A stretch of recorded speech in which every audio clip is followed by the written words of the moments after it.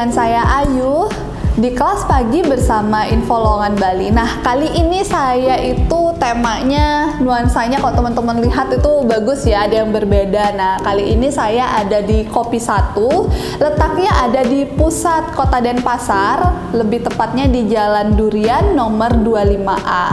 Nah, teman-teman bisa banget nih kesini bareng teman-teman, sekedar nongki-nongki, ngopi-ngopi cantik, atau di sini juga bisa ada untuk working space. Jadi di sini juga ada free wifi, jadi enak banget buat teman-teman yang mungkin tipikal pekerja yang suka di luar kantor. Di sini cocok banget dan banyak banget varian kopinya. Nah, buat teman-teman juga bulan ini nih kita lagi ada promo nih di Kopi 1. Cukup menunjukkan postingan yang ada di Info Lowongan Bali yang ada di feed. Nah, kemudian teman-teman bisa mendapatkan free roti bakar. Asik banget kan? Ayo buruan datang ke Kopi 1 di Jalan Durian nomor 25A Denpasar. Oke, teman-teman, jadi pagi ini saya akan membawakan kelas pagi yang materinya sangat bermanfaat buat teman-teman ya, apalagi mungkin yang belum pernah punya pengalaman interview sebelumnya. Nah, di sini saya akan mengupas lebih detail atau lebih dalam lagi buat teman-teman supaya ada gambaran kira-kira untuk proses di perusahaan dalam memilih kandidat itu seperti apa. Jadi nggak harus kita itu mempersiapkan diri ketika dipanggil untuk interview besoknya baru kita siap-siap hari ini.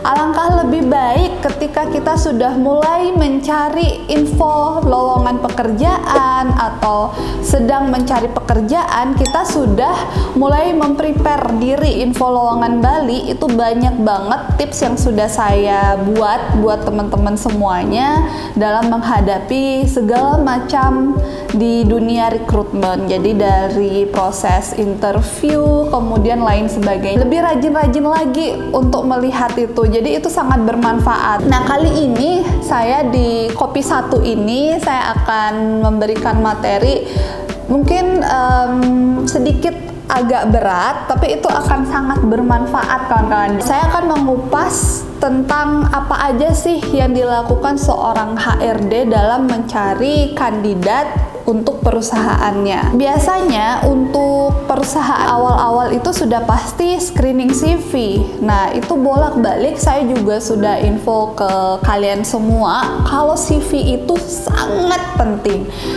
Ya, kalau misalnya dulu itu mungkin sistemnya kayak cuma tulis tangan, kayak misalnya buru-buru, oh di perusahaan PT ABC misalnya seperti itu, lagi buka lowongan, kita bisa nih di mana aja gitu, buru-buru segera nulis CV. Jadi tulis tangan, lamaran tulis tangan. Tapi sekarang tidak bisa seperti itu.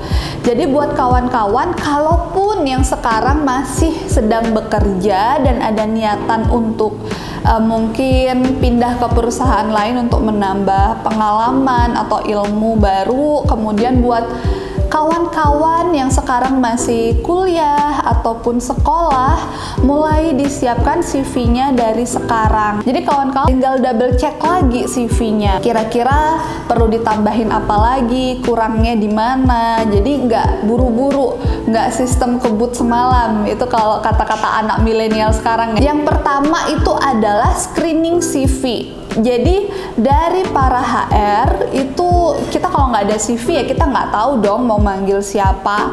Kalaupun dia memang seperti kenalan, itu pasti akan tetap diminta untuk mengirimkan CV karena CV itu gambaran dari kandidat seperti apa. Kandidat ini apakah akan cocok atau tidak. Nah, di screening CV, poin-poin yang akan dilihat oleh Human Resources atau HRD itu biasanya adalah tentu saja usia juga ya. Saya rasa teman-teman juga tahu usia itu pasti dilihat, kemudian gender, dan kemudian experience, pengalamannya, organisasi apa yang sering diikuti oleh si kandidat, kemudian hobinya, alamat dan lain sebagainya. Itulah pentingnya CV, kenapa harus dipersiapkan jauh-jauh sebelumnya. CV itu juga mencerminkan pribadi dari si kandidat. Makanya dari situ foto harus menarik, enak dilihat. Enak dilihat seperti apa? Tentu aja groomingnya.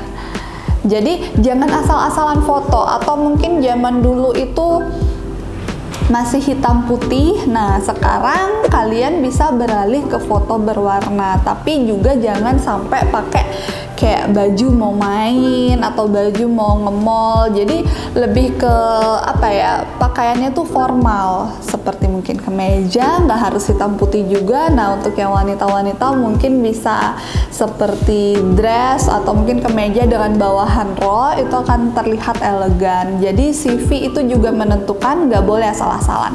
Apalagi kalau misalnya biasanya CV tidak ada fotonya, itu juga kurang lebih mungkin kemungkinan kecil untuk dipanggil interview.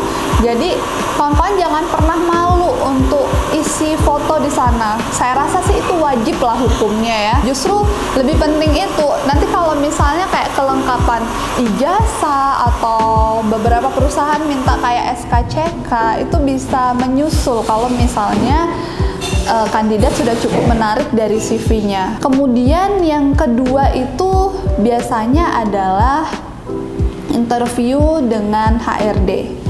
Setelah HRD selesai proses screening CV, mereka akan memilih dari misalnya 20 kandidat, itu mungkin yang dipanggil hanya 5. Jadi dari situ dilihat dulu CV-nya mana kira-kira yang cukup bagus untuk dipanggil, maka mereka akan dipanggil. Kemudian ada proses interview dengan HRD. Nah, proses interview dengan HRD saya juga sudah jelaskan di materi sebelumnya. Jadi itu sangat penting buat kawan-kawan dalam menentukan waktu. Kalau misalnya janjian di jam berapa, usahakan itu 30 menit sebelumnya kawan-kawan sudah ada di sana, di tempat kawan-kawan sudah janjian. Lebih baik kita si pelamar yang menunggu daripada ditunggu, karena itu poinnya akan minus kalau seperti itu. Nah, kemudian juga kawan-kawan ketika datang interview, seperti yang tadi saya bilang, harus diperhatikan groomingnya, appearance. Jadi dari ujung kepala sampai ujung kaki itu harus diperhatikan. Bukan berarti kawan-kawan juga harus datang ke sana menggunakan pakaian mahal, barang-barang branded, itu tidak berpengaruh sama sekali. Kemudian kawan-kawan juga akan diperhatikan dari ngetok pintu, tok-tok-tok. Nah, itu sudah dinilai. Jadi jangan nanti ketika kawan-kawan datang untuk interview office HRD itu langsung main buka pintu. Jadi ketok dulu, kalau misalnya sudah dipersilakan masuk, silakan masuk. Nah, kemudian setelah itu dari cara teman-teman masuk, menyapa dan silahkan duduk apabila memang sudah dipersilahkan untuk duduk. Nah, kebanyakan sekarang dari kawan-kawan mungkin kurang paham yang mengenai etika seperti itu. Jadi kita nggak bisa langsung datang, buka pintu, langsung duduk sebelum dipersilahkan. Jadi kawan-kawan memang harus dipersilahkan dulu. Jadi silakan duduk, baru duduk sambil ucapkan terima kasih Bu, Pak. Nah, itu akan menjadi nilai plus ketika kawan-kawan datang untuk interview di perusahaan. Jadi biasanya mereka akan ada pertanyaan-pertanyaan yang warm up question. Jadi warm up question itu adalah pertanyaan pemanasan. Jadi biasanya cuma basa-basi sih. Kayak misalnya, tahu dari mana nih info lowongan di sini, kemudian mau ngelamar di bagian apa, dan tadi kesini naik apa, seperti itu. Kemudian setelah warm up question, di situ biasanya akan ditanya tentang work history, pernah bekerja di mana aja, posisinya sebagai apa, itu biasanya akan ditanyakan secara detail. HR itu akan melihat CV-nya lagi. Oh, dari tahun sekian sampai tahun sekian Anda bekerja di perusahaan A. Kemudian akan ditanya kenapa pindah pada saat itu. Di situ kawan-kawan harus persiapkan dengan baik jawaban-jawaban itu, karena pasti akan ditanya. Dan setelah pindah dari sini kemana? Kenapa pindah ke perusahaan tersebut? Kemudian lalu bagaimana di perusahaan tersebut? Tapi sepertinya saya lihat di sini cuma mungkin tidak sampai 1 tahun. Kenapa pindah lagi? Kawan-kawan harus harus bisa menjawab itu dengan baik dan bijak.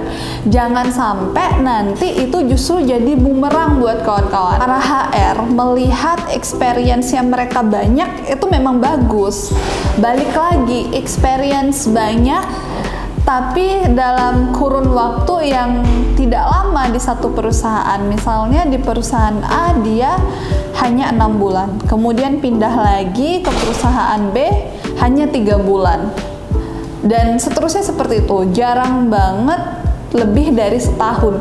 Itu memang banyak untuk working experience-nya, tapi akan menjadi pertanyaan besar di sana. Kenapa orang ini sedikit-sedikit pindah? Artinya tidak ada komitmen di situ. Jadi kawan-kawan harus bisa mempersiapkan jawaban yang benar-benar cukup bijak, tapi juga tidak terkesan seperti misalnya menjatuhkan perusahaan yang lama. Itu justru nilai yang sangat buruk di mata HR. Ketika kita interview, jangan sampai alasan kita pindah misalnya, iya, bos saya sebelumnya itu galak, jadi suka dikit-dikit marah atau moody. Jangan sampai seperti itu. Jadi mungkin dipersiapkan jawabannya yang tanpa harus menjatuhkan perusahaan yang lama. Atau beda lagi kalau case-nya ketika orang ini sudah tertarik, kemudian misalnya menanyakan benefitnya di sana gimana. Nah, misalnya di perusahaan saya sebelumnya, saya tuh sebenarnya Bu jujur saya pindah itu karena di perusahaan sebelumnya saya tidak ditanggung misalnya insurance seperti BPJS Kesehatan atau BPJS Ketenagakerjaan. Jadi saya pindah ke perusahaan ini karena saya lihat benefit di sini juga lebih baik, kemudian jenjang karir saya di sini akan lebih baik. Nah, akan lebih baik jika kawan-kawan bisa menjawab pertanyaan itu seperti itu. Jadi kita tidak perlu menjatuhkan perusahaan lain untuk bisa diterima di situ. Justru itu adalah langkah yang salah atau tidak tepat.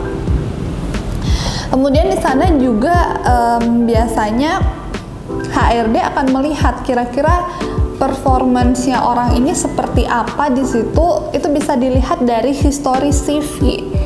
Maka dari itu kenapa di awal saya bilang CV itu amat sangat penting. Nggak bisa kita asal-asalan buat, ya yang penting sudah ada data diri, alamat, nomor telepon, udah, atau pendidikan sudah. Benar-benar harus dipersiapkan. Bahkan CV yang baik itu bisa berapa hari kita buatnya. Makanya biasanya orang-orang karena tidak mau ruwet, mereka menggunakan jasa membuat CV. Nah, kawan-kawan bisa nih datang ke Solusi CV ya untuk buat CV yang seperti apa sih yang benar. Nah, itu kawan-kawan juga bisa lihat di Instagram kami di Info Lowongan Bali.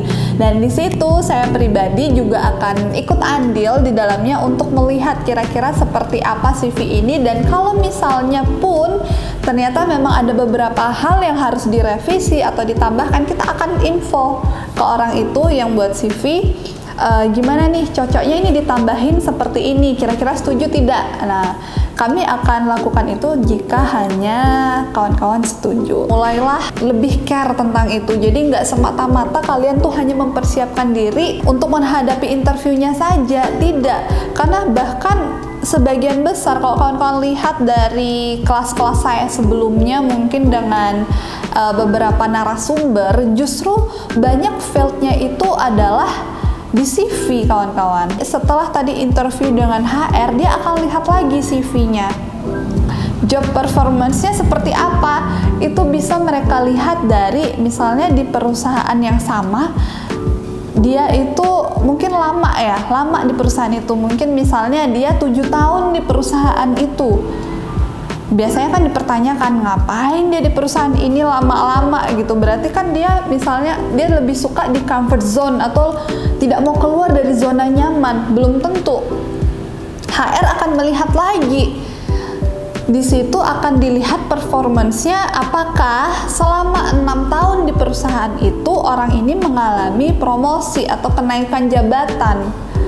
Nah, dari situ kita bisa lihat performanya. Jadi 6 tahun ternyata tiap 2 tahun sekali orang ini dipromot gitu. Jadi naik lagi jenjang karirnya, makanya dia tidak pindah-pindah.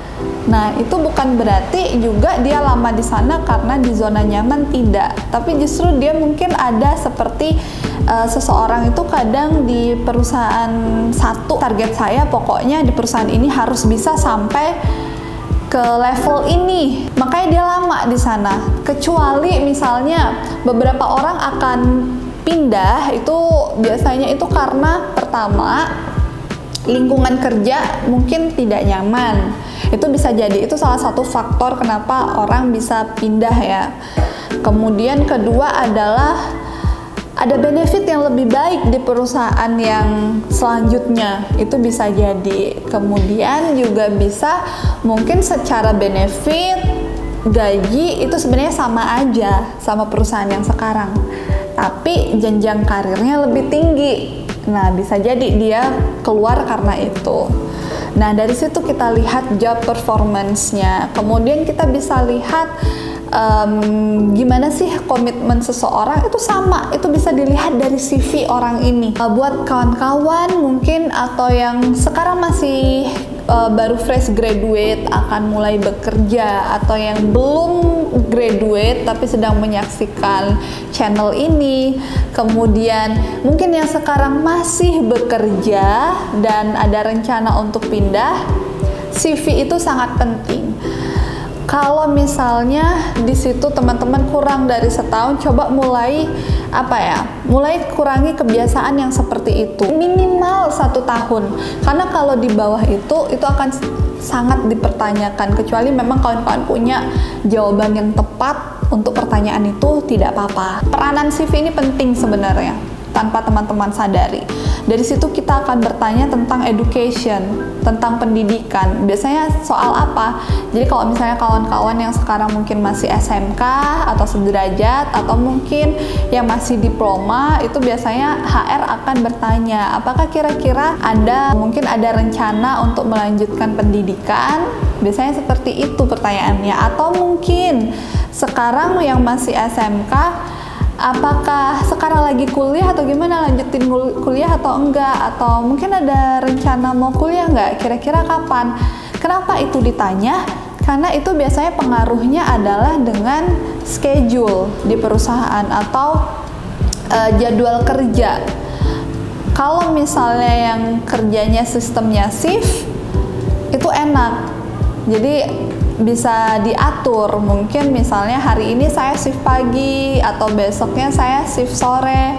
Nah, tapi kalau yang misalnya working hours-nya itu adalah office hours, jadi misalnya dari jam 8 sampai jam 5 sore atau jam 9 sampai jam 6 sore, itu akan sangat susah untuk mengatur. Makanya kenapa biasanya HRD akan menanyakan tentang pendidikan. Jadi nggak cuma kalau soal bertanya pendidikan terakhir apa, itu sudah tercantum di CV kawan-kawan. Jadi biasanya yang ditanya yaitu ada rencana nggak melanjutkan pendidikan. Dan kawan-kawan ya terus terang aja, kalau memang ada rencana ungkapkan aja rencananya kapan. Atau kalau misalnya sekarang sedang kuliah, diinfo aja. Karena kenapa jangan sampai itu akan menjadi kendala ketika kawan-kawan sudah positif anak ini akan saya ambil, misalnya perusahaan seperti itu, tapi ada kendala gara-gara ada rencana kuliah atau sedang kuliah, karena nanti ternyata bentrok sama kerja dan akhirnya harus ada yang dikorbankan. Mulai terus terang pada saat awal interview, jadi nanti biasanya bisa diomongin untuk jam-jamnya, apakah nanti HR akan terus terang kira-kira oh iya itu nanti bisa diatur karena sistem kerjanya shift, atau mungkin mohon maaf ini karena kerjanya working hours, office hours, jadi memang belum bisa untuk sambil kuliah, jadi fokus saja dulu kuliah. Nanti mereka akan bilang seperti itu. Kemudian dari CV juga para HR itu akan melihat goal apa aja yang pernah kalian capai di perusahaan sebelumnya. Goalnya itu adalah misalnya ya seperti tadi, jenjang karirnya itu adalah suatu goals, atau misalnya seperti reward apa yang pernah didapatkan oleh kandidat. Entah mungkin dia pernah best employee di perusahaan sebelumnya, atau kalau misalnya yang masih fresh graduate misalnya, oh saya ketua OSIS seperti itu, atau saya ketua organisasi, itu juga adalah suatu goals kawan-kawan. Atau mungkin juga yang masih kuliah, sangat sering ikut organisasi atau pernah menjalankan suatu aktivitas di mana di situ dia yang mempelopori, itu juga suatu goals. Jadi nggak melulu hanya tentang pekerjaan. Jangan pernah malu ya untuk kasih tahu itu. Yang paling penting sekali itu adalah mental. Karena kenapa? Kadang-kadang ada beberapa perusahaan ketika interview dengan 4 orang. Di situ ada HRD-nya, mungkin ada usernya, kemudian orang-orang yang berkaitan lah untuk di posisi itu atau di bagian itu. Nah, di situ kenapa saya bilang kawan-kawan harus siapkan mental juga. Jangan sampai kawan-kawan sudah oke, kalau misalnya saya ditanya ini nih, saya udah tahu jawabannya ini. Kadang-kadang kalau mental kita tidak kuat, kita bisa ngeblank juga ketika interview dan akhirnya aduh, padahal tadi sudah saya siapin nih jawabannya, tapi kok tiba-tiba blank, nggak bisa jawab, nggak tahu mau ngomong apa. Itu bisa terjadi. Jadi intinya relax saja, tenang, jangan mudah dipancing. Jadi ketika mereka interview, misalnya langsung 4 orang menginterview 1 orang, udah pasti mental kita itu mulai mulai kendor lah, mulai mengecil. Jadi disitulah biasanya mereka menguji kayak apa sih orang ini, kuat nggak kira-kira, karena itu juga berkaitan dengan seperti kalau kerja kan bisa nggak dia ditekan pada saat bekerja. Itu tadi adalah poin-poin yang kira-kira apa aja sih ketika interview dengan HRD. Nah, ingat intinya mental, relax. Nah, selanjutnya itu biasanya akan interview dengan user. User ini lebih seperti mungkin dev head di bidang itu. Jadi memang ada beberapa tahapan. Nah, kalau misalnya tadi langsung dengan 4 orang interviewer, mungkin akan selesai 1 hari. Tapi kalau misalnya ada beberapa tahapan, itu biasanya orang-orang akan dipanggil interview lanjutan. Setelah interview dengan HRD, dia akan bilang, oke, hari ini dengan HRD sudah selesai. Silakan ditunggu lagi info dari kami kapan interview selanjutnya. Nah, itu biasanya dengan user besoknya, karena memang kadang-kadang untuk waktunya itu nggak selalu bertepatan sama langsung dengan HRD di hari yang sama. Jadi biasanya di besoknya atau mungkin di hari itu juga. Nah, ketika interview dengan user itu beda lagi. Kalau tadi HRD mungkin berkaitan dengan poin-poin yang tadi saya sebutkan. Nah, dengan user itu lebih ke performa kerjanya sebelumnya, kemudian juga kayak dia tuh lebih mendetail tentang kira-kira posisi ini, poin ini, ilmunya orang ini seperti apa, basicnya dia apakah sudah dapat, kemudian apakah yang dia ketahui tentang pekerjaan ini sudah sesuai dengan yang mereka harapkan. Jadi mungkin kalau dengan HRD lebih bertepatan dengan etika kawan-kawan, dengan etika, kemudian kayak pendidikan, karena untuk memake sure lagi setelah interview dengan HRD, apakah akan dilanjutkan lagi untuk interview dengan user atau tidak. Nah, penentuannya itu adalah ketika interview dengan HRD, tapi bukan penentuan dalam bukan penentuan dalam memilih kandidat, bukan, untuk proses selanjutnya. Nah, setelah misalnya si HRD sudah merasa, oh oke deh, anak ini sudah oke secara etika, kemudian dilihat dari CV-nya juga, lanjut deh sama user, baru interview dengan user. Di situ kawan-kawan harus persiapkan skill kawan-kawan yang relevan. Makanya kenapa saya bilang jangan asal ngelamar pekerjaan juga. Kawan-kawan harus tahu bidang yang kalian lamar seperti apa. Kira-kira pekerjaan di situ akan seperti apa? Karena pasti akan ditanya poin-poinnya. Misalnya, contoh kawan-kawan ngelamar sebagai barista misalnya. Pasti yang ditanya adalah skill tentang barista. Misalnya kalian bisa buat apa aja nih, tentang perkopian kalian tahu apa aja, pasti akan ditanya seputaran itu. Nah kalau misalnya di hotel seperti di reception misalnya, apakah kamu bisa pegang sistem ini? Jadi beberapa hotel tuh punya sistem dalam komputer ya, dalam apa ya, kayak misalnya reception itu sistem dalam apa ya, check-in yang seperti itu. Jadi kayak misalnya kalau kawan-kawan pernah dengar kayak VHP dan segala macamnya. Nah, akan ditanya apakah kamu bisa pegang sistem ini? Apakah kamu biasa handle check-in dan check-out? Kemudian apakah pernah handling komplain? Mereka akan lebih ke sana. Kalau misalnya nanti sudah oke nih sama kami, kira-kira kalau misalnya sambil kuliah, nah ngatur waktunya seperti apa? Hari apa aja nih kuliahnya? Mereka akan menanyakan seputaran itu. Dan ingat, jangan lupa harus bisa bahasa Inggris. Rata-rata perusahaan seperti itu. Beda halnya kalau mungkin kawan-kawan perusahaan yang bergerak di bidang, maksudnya tidak sering berkomunikasi dengan WNA, itu nggak apa-apa. Tapi kalau hospitality atau dunia pariwisata, itu sudah pasti bekal utama adalah bahasa Inggris. Karena saya pribadi pernah ke suatu perusahaan, itu villa. Memang sih itu letaknya bukan di kota ya kawan-kawan, dia di desa sana, tapi itu memang apa ya, pariwisata juga menonjol di sana. Nah, ada tamu yang baru datang nih, baru tiba, mau check in.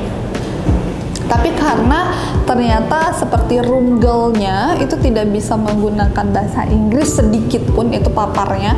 Jadi mereka tidak handling tamu, jadi tamunya dibiarin gitu aja, tidak ada yang handling mereka, tidak ada yang servis mereka.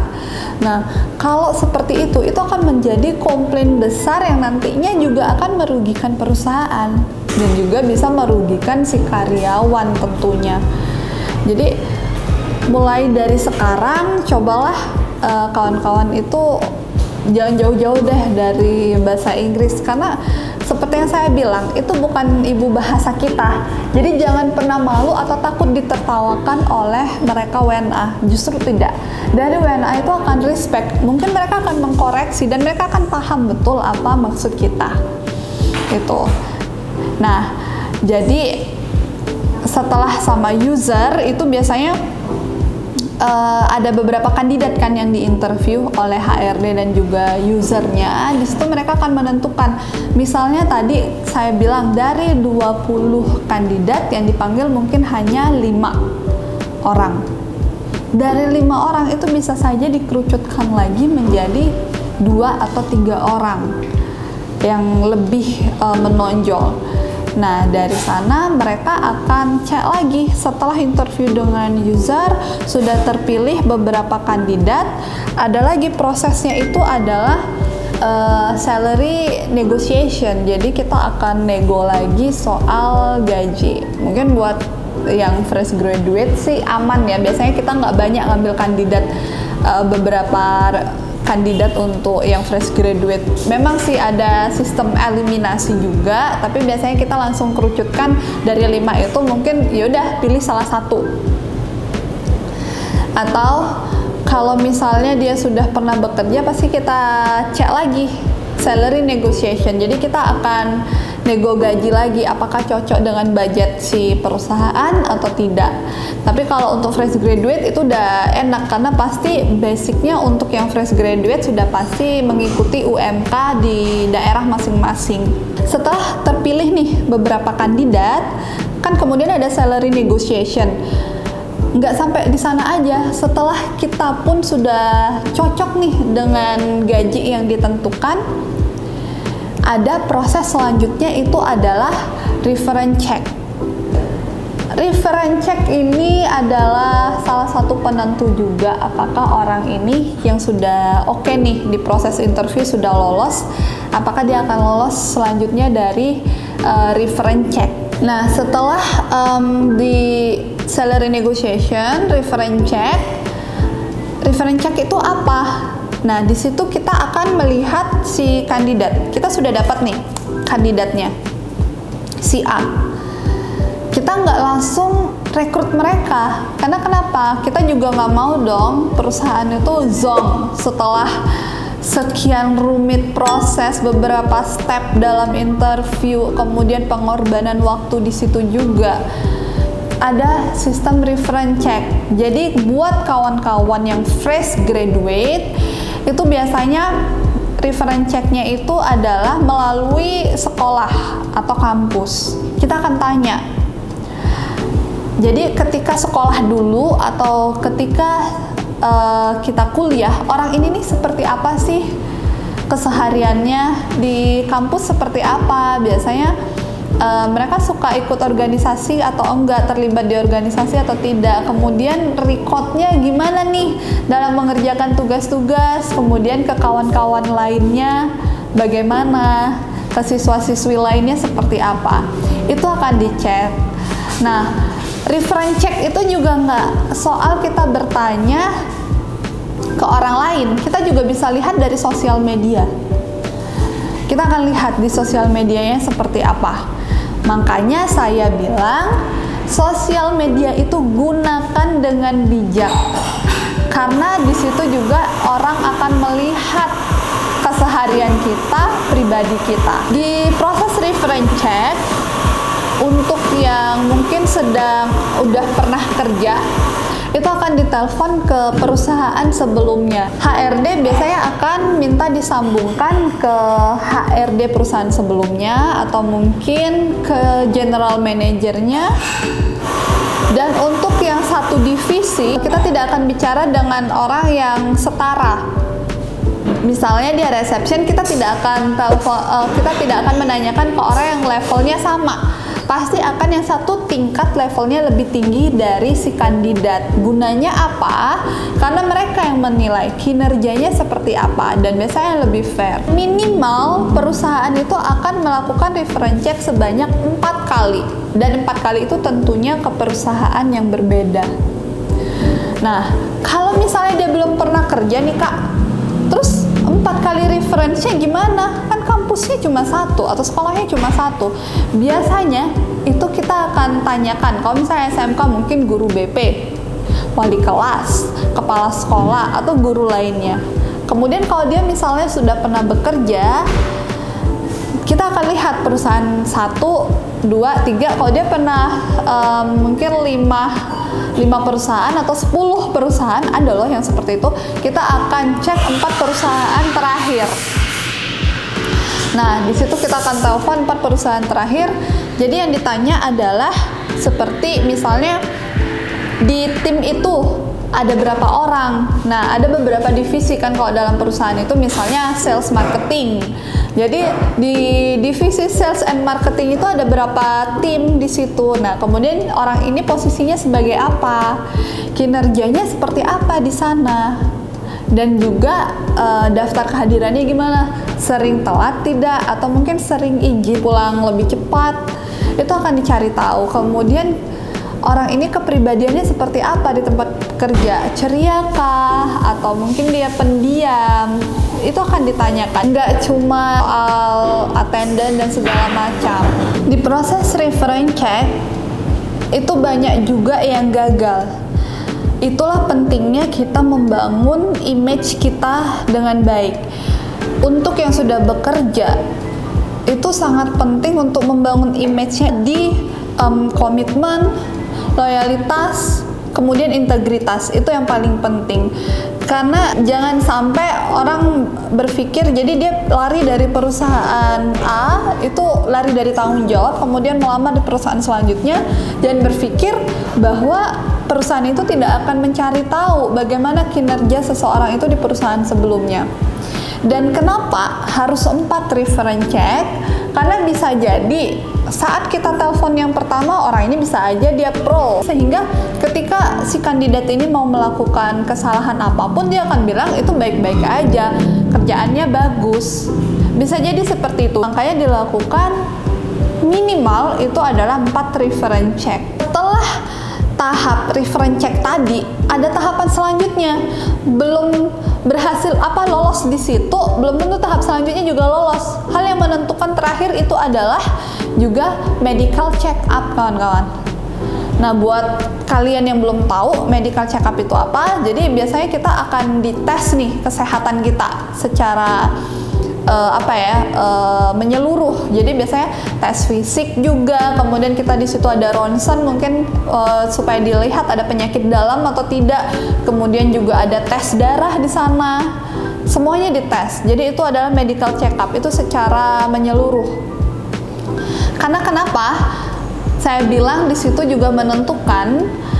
Karena kalau misalnya, mohon maaf sebelumnya, orang ini terindikasi memiliki penyakit yang serius, maka perusahaan tidak mau ambil konsekuensi untuk tetap merekrut dia walaupun bagus, sedangkan dia punya penyakit serius.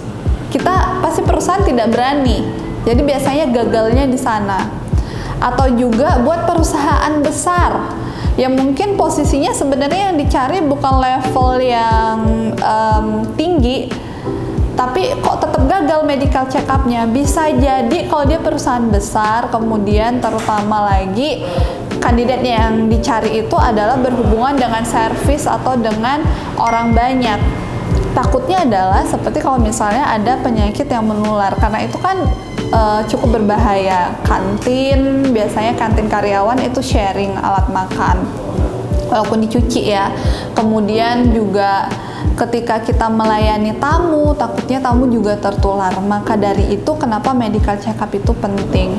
Bahkan setelah kalian itu sudah fix menjadi karyawan di perusahaan itu, beberapa perusahaan itu menerapkan setiap tahunnya itu melakukan medical check up. Jadi setiap tahunnya itu kan kita ada review kinerja.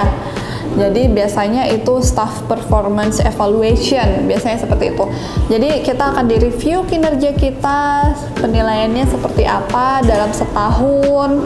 Kemudian di situ juga akan ada medical check up lagi. Kenapa? Rutin tahunan itu sebenarnya bagus juga untuk kita. Jadi bisa jadi sekarang sehat, besoknya ada penyakit. Makanya tetap ada medical check up secara berkala. Nah, itu minimal adalah setahun sekali. Bisa jadi juga ada yang 2 tahun sekali. Tapi itu juga penting buat kita-kita, karena dengan seperti itu mau nggak mau kita tahu nih kondisi badan kita seperti apa, dan kita juga tahu dengan dini kalau misalnya ada gejala sesuatu dalam diri kita. Itulah fungsinya dari medical check up. Sebenarnya itu cukup bagus, dan buat kawan-kawan yang mungkin juga pengen ke kapal pesiar atau apa, itu juga sama kok. Mau kerja ke luar negeri, proses yang paling penting itu pasti juga medical check up. Jadi banyak juga yang failed gara-gara medical check up. Jadi ada beberapa poin penyakit yang memang kira-kira penyakit apa aja sih yang tidak bisa diterima. Itu biasanya yang lebih ke menular ya kawan-kawan, atau mungkin juga secara fisik. Misalnya orang ini tidak bisa, kalau misalnya nanti sudah bergabung, dia tidak menular, tapi kalau misalnya dia gabung, dia nggak bisa capek sedikit atau gimana, kita nggak mau ambil resiko yang seperti itu. Nah, setelah medical check up, nah ternyata lolos nih, baru ada tahap selanjutnya, itu adalah kalau di hotel itu namanya hotel orientation, company orientation. Jadi biasanya kawan-kawan akan dipanggil nih, besok bisa ya datang, kita akan orientasi perusahaan. Jadi di situ biasanya mereka atau si HRD itu akan menjelaskan untuk profile company, kemudian kayak fasilitas-fasilitasnya apa aja. Jadi itu orientasi. Kalau misalnya perusahaannya kecil itu sehari sudah selesai, tapi kalau misalnya dia memang perusahaan yang besar itu bisa 3-4 hari, bahkan ada yang seminggu hanya untuk orientasi. Kayak misalnya kalau yang di Bali yang hotelnya gede-gede yang bintang 5 di atas sana, nah itu bisa sampai seminggu bahkan untuk orientasinya, karena mereka nggak cuma dijelasin misalnya di satu ruangan ditrainingkan. Nah perusahaan kita bergerak di bidang A, B, C, kemudian fasilitasnya ini. Nah, mereka juga akan diajak keliling. Jadi seluk-beluk perusahaan akan ditunjukkan. Makanya di situ cukup lama. Kalau sudah orientasi itu aman deh, udah pasti kalian itu sudah pasti akan jadi karyawan mereka. Karena pas saat proses orientasi biasanya juga di situ ada sistem tanda tangan kontrak sudah.